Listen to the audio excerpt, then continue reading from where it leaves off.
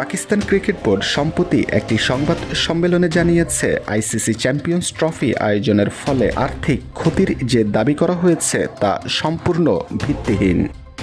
বরং উল্টোভাবে এই টুর্নামেন্ট আয়োজনের মাধ্যমে বোর্ডের আয়ে উল্লেখযোগ্য পরিমাণে বৃদ্ধি ঘটেছে বলে জানান বোর্ডের মুখপাত্র আমির মীর এবং প্রধান অর্থ কর্মকর্তা জাবেদ মুর্তজা। मेरे साथ जावेद मुर्तज़ा साहब हैं, चीफ फाइनेंशियल ऑफिसर हैं पाकिस्तान क्रिकेट बोर्ड के, और आज की प्रेस कॉन्फ्रेंस का बुनियादी मकसद भारतीय मीडिया का वो प्रोपोगेंडा बेनकाब करना है। সংবাদ সম্মেলনে আমির মীর জানান, চ্যাম্পিয়ন্স ট্রফি আয়োজনের ব্যয় সম্পূর্ণভাবে আইসিসি বহন করেছে। ফলে টিকিট বিক্রি এবং অন্যান্য গেট মানির মাধ্যমে পিসিবি উল্লেখযোগ্য পরিমাণে আয় করেছে। পিসিবির পক্ষ থেকে জানানো হয়, শুরুতে এই টুর্নামেন্ট থেকে 2 বিলিয়ন রুপি আয়ের লক্ষ্য নির্ধারণ করা হয়েছিল, তবে চূড়ান্তভাবে সেই লক্ষ্যমাত্রা ছাড়িয়ে গেছে।